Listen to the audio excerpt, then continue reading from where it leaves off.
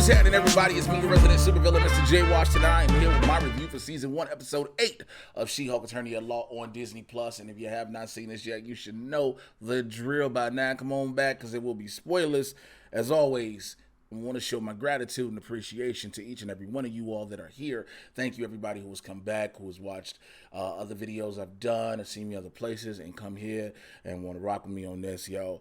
8 episodes of this, and I'm still into the show. Shouts out to the homie MT from New Rock Stars, because this was for him. This episode was for him because LeapFrog, aka Frogman, finally appeared. And you know, he'd been down with Frog Squad, and we get him out the gate trying to stop some criminals, and his suit has him going through a thing, and now he goes to Jen to represent him because, again, he's a superhero per se, even though he's just a dude in a suit. And he's talking about why his suit, you know, the boots, the rockets on his boots gave him third-degree burns, so he's trying to sue the person who made his suit, and who made his suit? Luke Jacobson. So when Jen's got to go to Luke, who's working on her dress for the gala, you know what I'm saying? And he like, yo, I don't make defective products. And so she's like, yo, you just got to apologize to keep a lawsuit, blah, blah, blah, take responsibility. He like, I'm not doing that. And then he rips up her dress and everything. But then we get in court. You see Frogman, who happens to be also his father, is one of GLK&H's biggest clients. So henceforth, he's a big client, so he has to be, you know, taken care of. And also, I forgot to mention that Jen tried to get out of it because she was like, yo, I'm having a conflict of interest. Like, my man made my suit and my clothes that I can fit. Like, I can't suit him, man, because I'm going to need more clothes. You know what I'm saying? I can't go shopping everywhere to be a big, cute chick and then be a small, cute chick. This dude right here got talent. And he was like, you did it before. You just represented a dude who tried to kill your cousin. So you good. I was like, damn. This episode, though, gave a lot. Because we were all wondering, we knew eventually we were getting Matt Murdock, right? We saw the Daredevil helmet. We were getting the golden red one. We saw it in several episodes, so we didn't know when he was coming in until we finally saw the trailer that said officially he was coming this episode. And we were wondering, how would he be introduced? Come to find out in the courtroom, like I was alluding to, Jen is representing Frogman, and Luke is by himself. And she's like, oh, if Luke's representing himself, he good. We good. We got this case won. And he was like, I'm not representing myself. My lawyer's coming in. And who's his lawyer? Matt Murdock. And so you find out because Jen is trying to use the whole discovery, a list of clients, to figure out who all his clients are to see if they've had defective products. Matt has to argue against it because, first of all, superheroes need their anonymity. The Sokovia Accords have been repealed, but also he's a client. You know what I'm saying? He's like, yo, he gets suits. And that's the thing about Luke. He makes the suits and he knows people's identities, but he does not reveal it. That's the one thing about him. And so, you know, Frogman starts talking, you know, trying to say why the suit was messed up. And Luke is like, I don't make defective suits. And then dude talk about he put the jet fuel in his rockets. And Luke was like, you used what? Well, actually, it wasn't even that. It was Matt could smell it at first. Max, he's like, yo, what type of fuel did you use in your rockets? He was like, yo, I use jet fuel. He was like, my instructions specifically said not to use jet fuel. So Matt wins the case. Now, you see him and Jen at the bar later. They're flirting with each other. And we got a lot more She-Hulk fourth wall breaking in this than we've gotten pretty much in any episode throughout the season. Because even, boy, you got Jen like, hey, y'all see this happening too. And I did too. And I think a lot of people, we really wanted to see how this was going to happen, you know, their interactions. But also, we got a small taste of Matt Murdock in Spider-Man No Way Home. We needed to see what Matt Murdock was going to be like, kind of in full swing when it came to the MCU. And this will be the perfect test because, of course, a lot of people are attributing Daredevil to what Daredevil was in the Netflix series. And I understand that because Charlie Cox is the same person who portrayed that Daredevil. But if you've ever read some of the comics, if you've ever seen Daredevil in like the different TV shows and whatnot, he does have a sense of humor more than anything. He's not always as dark and as brooding as Netflix made him to be. And you got a lot of that with this, them flirting with each other. And then one getting a phone call, Matt getting a phone call like he got to go. Jen getting a phone call like she got to go. And then, you know, Frogman's on the run. He like, yo, I'm on the run, blah, blah, blah. Somebody's chasing me. We eventually see that it's Daredevil on top of the car. Jen stops it. Come to find out, Frogman's the bad guy in this case. So long story short, it leads to a fight between She-Hulk and Daredevil. You know, the one we see in the trail in the clips that said, "Yo, I'm about to whoop your ass," and then you see basically a part where Daredevil says, "My ass still remains unwhooped," and they go back and forth, and it is a very good fight sequence done for the two of them. You know, some people still have their thoughts about the, their thoughts about Oh, I'm sorry. Some people still have their thoughts about the CGI. I was looking at my notes at the same time. I forgot to mention that Jen, when she got the text to go, she had to meet up with. So when Jen got the text initially to go, she got a text from Todd, who everybody's like, "Yo, Todd got to be suspicious because he's got money, he can do all these things, and he sees her as a specimen. We know about intelligentsia, we know what Josh did the episode before, et cetera, et cetera." I forgot to include that part. The fact, Todd tried to meet up with her, not to talk about anything legal, tried to hook up with her. My man said he just bought a Wakandan war spear in an auction for $1 million, and Wakanda wants it back. Something about a colonized. I was crying. And then that man did Wakanda Forever, and Jim was like, "I am way comfortable with this." Which, by the way, let's keep it a buck, y'all. You know how I do this. We are going to see so many people of all colors of the rainbow going Wakanda Forever come November. I just want the people to know that we as the black culture have this. Like, this was the one thing that was for us. Now, I had said this years ago. I said, y'all gonna Wakanda Forever Chadwick Boseman to death. God rest his soul. Because remember, that man was at the All-Star game. The man was at a graduation. Everything. People just walk up. They want to say, "I love your work. Hey, man, you was a fan. Everybody, can you do the Wakanda?" He was like, "I'm tired of doing this shit." But when he did it, what Todd did it, being a colonizer and everything, it was great because Jen's reaction was, "That's not making me uncomfortable." Because you have some people who won't speak on that. But then Todd being like, "They could say it was stolen. I got the receipts." Nah, bruh. Wakandan vibranium and all that stuff was never supposed to leave Wakanda. Because he even was like, "I visited Wakanda." And she was like, "For real?" We all know that unless you're allowed in Wakanda, you cannot visit Wakanda. You can't visit the real Wakanda, if anything. This always been said, "Yeah, we were going to open up our borders." We've not seen if they've opened up anything. We won't know in full until Wakanda Forever. But I will say Daredevil's suit is so goddamn dope. But then when they get to the lily pad, Frogman's lair, which has a big neon sign that says lily pad, you got She-Hulk and Daredevil trying to figure out how they're going to take out the goons, henchmen, whatever they're going to call. And, it's going back and forth because Daredevil's like, "I've been doing this for a while. You're new to this. Let me handle it." She was like, "Yo, I can just Hulk smash." And he's like, "It's going to take me 15 seconds to take out these dudes." She's like, "You want me to wait 30 minutes? And he's like, "That's not how that math works. It's like 12 dudes. I don't know where you got this math from." And I was thinking about it too. I was like, where'd she get 30 minutes from? The fact that one of the dudes, the two of the goons, they walking, they was like, "Yo, he wanted to call us tadpoles." And you see a dude, he's talking, it's a black dude, all of a sudden this motherfucker gets shit knocked out of him by one of the clubs, one of the Billy clubs. I was like, damn! This is where I'm going with all of this. This sequence with Daredevil and the goons, I was hoping, and I think many others were we going to see a fight type sequence, a Daredevil fight sequence, similar to what we know in Netflix show. Everybody remembers that very first one in the hallway scene with the Russians with the one shot. I knew we weren't going to probably get that level, but I figured we'd get something close. And to see the way he did that, it was still the Daredevil that we know. And this looked dope. And then it was like 6 of them about to rush him. And we was like, "Oh, here we go. We're going to get it." And then here comes Jen just dropping the whole ceiling on him. But it makes sense because that's what would happen. By the way, shouts out to my homie Cody Ziegler who wrote this episode, man. When I saw the first 2, I had to hit my boy up and was like, "Yo, bro, show's dope. I love it." So eventually, let's go back. There were so many barbs and different jokes and shit. So when they finally infiltrate the lily pad to get to Frogman to rescue Luke, who's been kidnapped, by the way, by Frogman, which is why Daredevil was trying to chase him. At one point, Frogman says, "Wait, so the devil ninja guy's a lawyer?"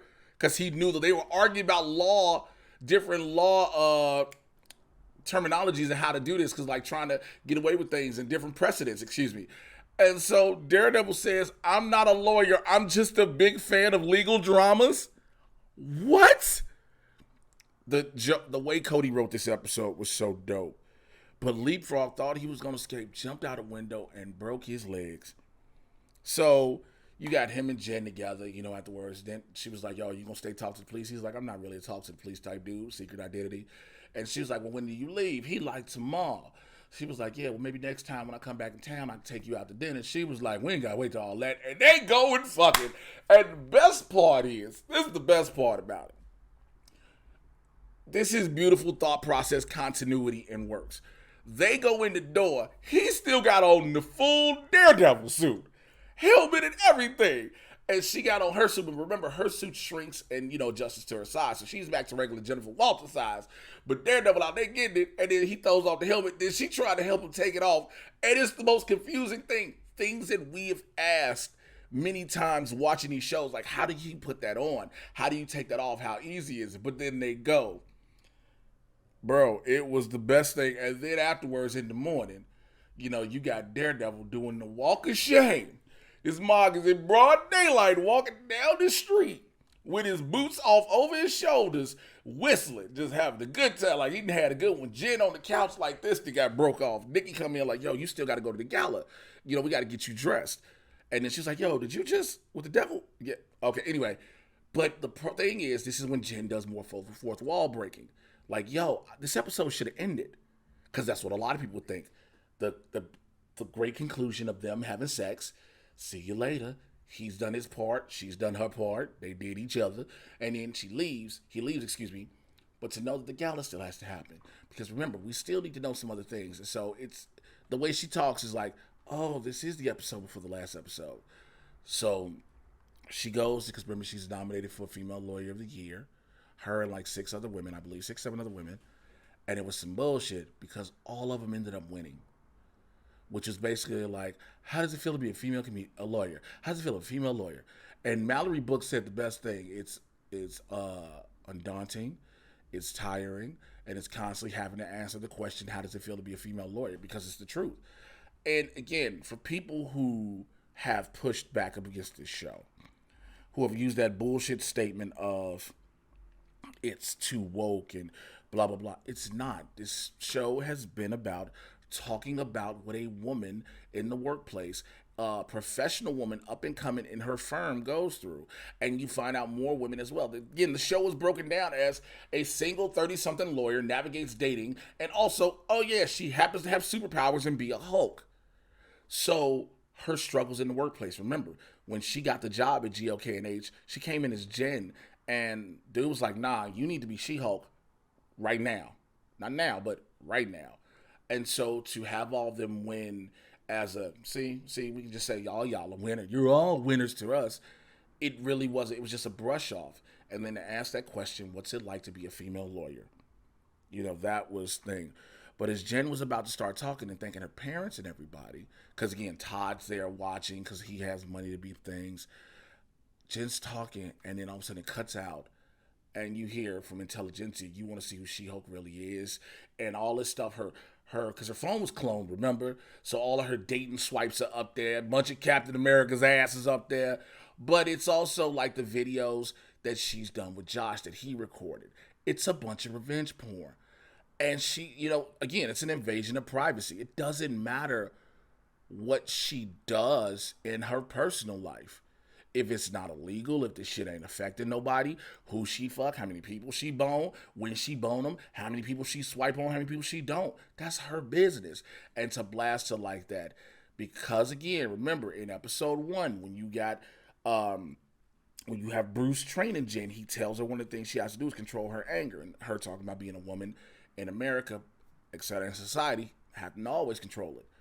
She snaps out and Hulk snaps. She destroys the screen and everything and goes charging the Todd and is finna murder this nigga. But the police are there.